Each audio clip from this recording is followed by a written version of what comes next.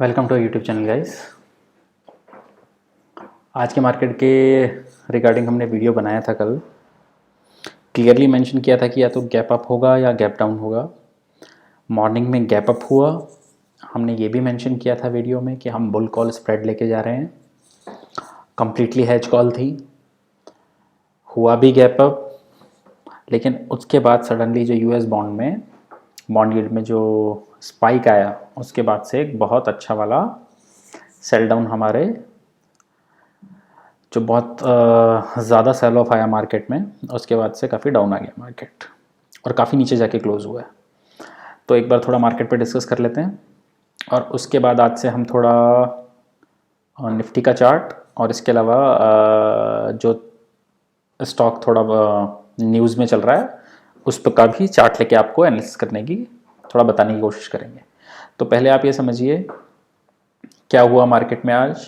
सब कुछ पॉजिटिव था, डाउ ने लाइफ हाई लगाया, लेकिन उसके बाद में पूरा कंप्लीटली एशियन मार्केट भी पॉजिटिव था। हम भी ऊपर गैप अप ओपनिंग की, सस्टेन भी किया काफ़ी देर तक उस गैप अप को, लेकिन जैसे ही यूएस का 10 ईयर बॉन्ड का जो यील्ड स्पाइक हुआ उसके बाद बहुत अच्छा वाला सेल ऑफ आया। अब देखिए यहाँ इशू ये है कि अगर ऐसा सेल ऑफ आना था, अगर कोई ये कह रहा है ओके, जैसा अभी हमने भी कहा कि बॉन्ड यील्ड की वजह से आया, लेकिन अगर ये रीज़न है, सिर्फ ये रीज़न, ये थोड़ा डाइजेस्ट करना मुश्किल है। क्योंकि अगर बॉन्ड यील्ड की वजह से सेल ऑफ आ रहा है इंडियन मार्केट में, तो ये सेल ऑफ फिर हर इमर्जिंग मार्केट में आना चाहिए, पहली चीज़। दूसरा, अगर कोई ये इसका काउंटर आर्ग्यूमेंट देता है कि हमारा मार्केट बहुत ज़्यादा बढ़ गया था इसलिए हम ज़्यादा गिरे हैं, तो ऐसा नहीं है। बाकी बहुत से मार्केट्स हैं जिन्होंने हमारे मार्केट को आउट परफॉर्म किया है, लेकिन उनमें सेल ऑफ नहीं है, सिर्फ हमारे मार्केट में सेल ऑफ है। और अगर बॉन्ड यील्ड का सेल ऑफ है तो एक बार डाउ में भी तो आना चाहिए था डाउ तो लाइफ हाई लगा रहा है। सो ये लग नहीं रहा कि बॉन्ड यील्ड की वजह से सेल ऑफ है। अब ये रीज़न अभी तक कई बार क्या होता है कि मार्केट में सेल ऑफ आता है लेकिन पिक्चर थोड़े दिनों बाद निकल के आती है कि इस वजह से सेल ऑफ था। अब देखिए दो रीज़न हो सकते हैं इस सेल ऑफ के। फर्स्ट ऑफ ऑल, जो कोविड केसेस बढ़ रहे हैं, लेकिन जिस तरीके से वैक्सीन का भी मोमेंटम बढ़ रहा है, वैक्सीन ज़्यादा लोगों तक रीच आउट हो रही है, तो ये भी एक रीज़न नहीं लगता। लेकिन अभी तक देखिए कोशिश हो सकती है कि हम फाइंड आउट करने की कोशिश करें, क्योंकि एग्जैक्ट रीज़न पता नहीं है, लेकिन हाँ ये श्योर हो चुका है कि अब ऊपर पे आपको सेलिंग करनी है। ओके, बहुत अच्छे वाला डिस्ट्रीब्यूशन चला है और अब उसका रीज़न कई बार क्या होता है, थोड़े दिनों बाद में मार्केट में निकल के आता है कि इस वजह से मार्केट इतने दिनों से पैनिक में था। कुछ लोग उसको पहले से आइडेंटिफाई करने की कोशिश करते हैं और सेल ऑफ करते हैं। तो हो सकता है कोविड केसेस हो, दूसरा ये भी हो सकता है 5 स्टेट्स के इलेक्शन हैं, और मे भी जैसा अभी तक ओपिनियन पोल्स आए हैं तो लग रहा है कि 2-3 स्टेट्स में मेजर में बीजेपी का या बीजेपी अलायंस की गवर्नमेंट बनना मुश्किल लग रहा है। तो शायद एक वो रीज़न हो सकता है, जैसे मार्केट में रूमर्स हैं, लेकिन वो भी इतना, ये स्टेट्स इतना ज़्यादा मैटर नहीं करते हैं सेंट्रल के लिए, तो ऐसा भी थोड़ा मुश्किल है। लेकिन जो सबसे सारी बातें एक तरफ हैं लेकिन जो मार्केट का रिएक्शन है वो सुप्रीम है। मार्केट अब ऊपर पे सेलिंग देने लगा है। आज मेक और ब्रेक था, आज से बेटर सब कुछ नहीं मिल सकता था। एफओएमसी का कल का कमेंट्री बहुत अच्छा था, सब कुछ बेटर था, लेकिन आज भी मार्केट ने सेल ऑफ दिया है। दैट मीन्स कुछ इनहेरेंट वीकनेस है मार्केट में। सो उसको हमें रेस्पेक्ट करना होगा और उसी के अकॉर्डिंगली ट्रेड करना होगा। इस मंथ में जो भी ट्रेडर अगर लॉस में भी हैं तो ये उनकी गलती नहीं है। ये मार्केट इस मंथ बहुत ज़्यादा ऊपर नीचे हुआ है। सो आई डोंट थिंक सो कि बहुत ज़्यादा किसी ने पैसा बनाया होगा। अगर किसी ने बनाया है तो आई रियली अप्रिशिएट कि आपने बहुत अच्छी ट्रेडिंग की होगी, क्योंकि इस मंथ बहुत मुश्किल रहा है ट्रेडर्स के लिए पैसा बनाना, क्योंकि कोई भी मूव पर्टिकुलरली निकल के नहीं आया, कोई डिसाइसिव मूव निकल के इस मंथ में नहीं आया।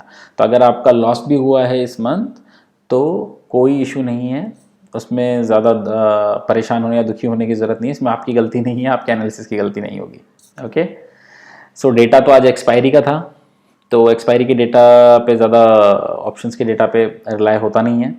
लेकिन आज फिर भी देखिए अब क्यों ये कंसर्निंग हो रहा है, क्योंकि आज भी एफआईआईज़ का डेटा 1200 करोड़ की बाइंग का आया है। और इंडेक्स का मेल्टडाउन आपने और हम सब ने देखा है। दैट मीन्स क्या सिर्फ ट्रेडर्स बेच रहे हैं और एफआईज उसको बाय कर रहे हैं? ऐसा लगता तो नहीं है। लेकिन अभी देखिए दो चार्ट समझते हैं। एक तो आप ये समझिए, सबसे पहले इन्फी का चार्ट और उसके बाद निफ्टी का चार्ट देखेंगे।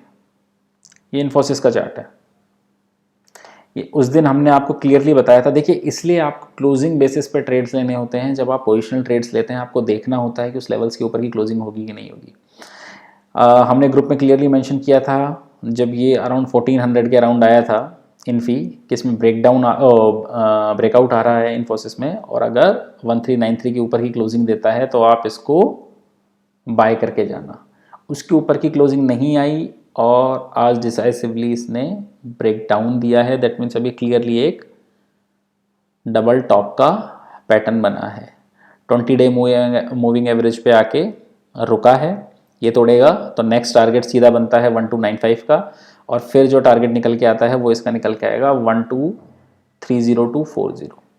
ओके, तो ये एक वीक चार्ट है, इस पे ध्यान रखिएगा। डबल, अब देखिए कुछ केसेस हैं, एसेंचर का रिजल्ट आया, बहुत ही अच्छा रिजल्ट है, कोई इशू नहीं है रिजल्ट में, बहुत बढ़िया है। इससे ये भी समझ में आ रहा है कि आने वाले क्वार्टर्स भी आईटी कंपनीज के लिए अच्छे होने वाले, तो हो सकता है यहाँ पे कंसोलिडेशन स्टार्ट कर दे। लेकिन अब अगर आपको मूव लेना है तो 1393 के निकलने के बाद ही लेना है, उससे ऊपर पे कोई डिसाइसिव मूव नहीं आएगा। ओके, अब निफ्टी में और इंडेक्स में क्या करना है उस पर आते हैं थोड़े चार्ट के थ्रू। ये देखिए एक लॉन्ग टर्म चार्ट बना हुआ था, आप ये देखिए। पहले एक ट्रेंड लाइन जो सितंबर से मार्केट इस ट्रेंड लाइन को रेस्पेक्ट कर रहा है, ये देखिए, थोड़ा मैं बड़ा करता हूं इसको, और उसके बाद से हमेशा इस ट्रेंड लाइन पे आके सपोर्ट लेता है।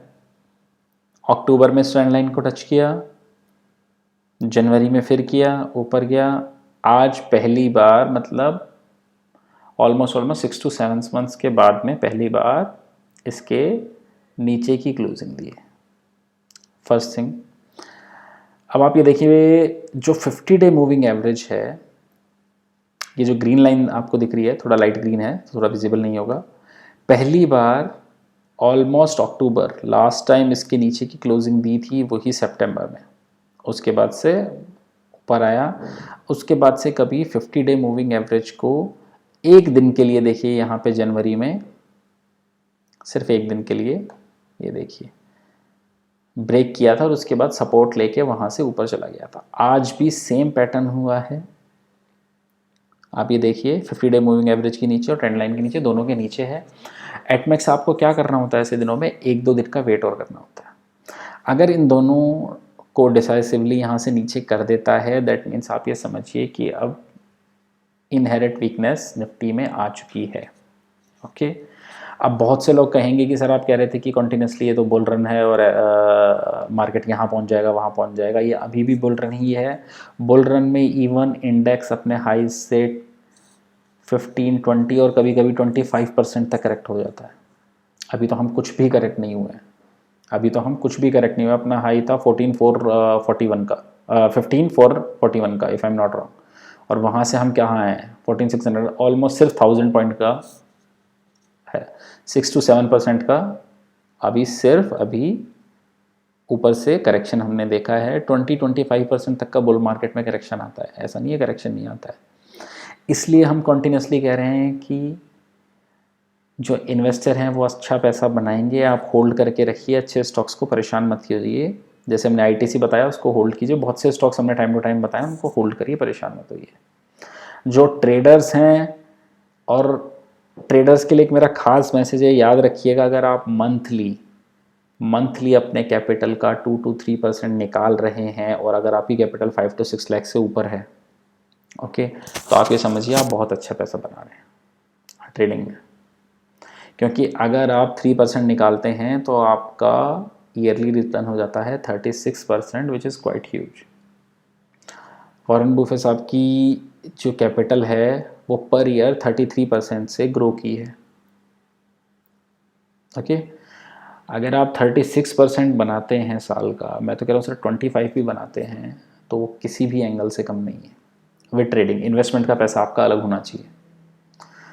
सो अगर आप इतना बना रहे हैं तो बहुत है, क्योंकि मैं नहीं जानता कि बहुत मतलब बहुत कम ट्रेडर्स को जानता हूँ मैं जो कंटिन्यूसली बड़ी कैपिटल से पैसा बना रहे हो। जैसा हमने कल हमारे वो 12 लाख वाले प्रॉफिट वाले वीडियो में बताया था, बहुत से लोग आपको वीडियोस के और उसके स्नैप दिखाएंगे कि इतना प्रॉफिट हो गया, इतना प्रॉफिट हो गया, क्यूमुलेटिव कोई नहीं दिखाएगा। एक ट्रेड में दिखाना बहुत आसान है। ओके, सो थोड़ा अपना माइंड अप्लाई कीजिए, और ट्रेडिंग में अगर 2-3% 4% बना रहे हैं मंथली तो बहुत अच्छा बना रहे हैं। ओके, सो ज़्यादा ट्रेडिंग पे अगर कर रहे हैं तो हेजिंग के थ्रू कीजिए, बाकी इन्वेस्टमेंट पे उस पर ध्यान दीजिए। टेक्निकल्स के थ्रू ट्रेडिंग कीजिए, जो भी करना है, हेजिंग सीखिए, ऑप्शन सीखिए, पढ़िए ऑप्शंस के बारे में, तो ही कुछ होगा। ऐसे टीवी पे ट्रेड देख के और ऐसे काम नहीं नहीं चलने वाला है। ओके, सो निफ्टी पे आ जाते हैं। क्लोजिंग है, 1-2 दिन का वेट करना, नीचे आ जाएगा तो ये सेल ऑन राइज का ही मार्केट हो जाएगा।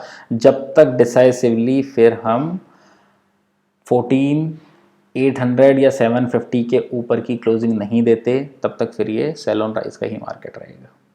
नीचे हम कहाँ तक आ सकते हैं, आप ये मान के चलिए 14,300-400 तो लग रहा है कि बहुत इजीली आ जा सकता है।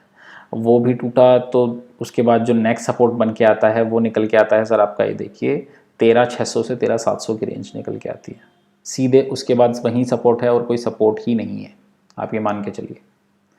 अगर 14,300-400 में नहीं संभलता है तो आप सीधे 13,700-800 की रेंज में, 600-700 की रेंज में पहुंच जाओगे। ओके, सो थोड़ा सोच समझ के ट्रेड कीजिए अभी, और हेजिंग के थ्रू खेलिए। Okay guys, okay, so I hope आप लोगों को वीडियो अच्छा लगा होगा।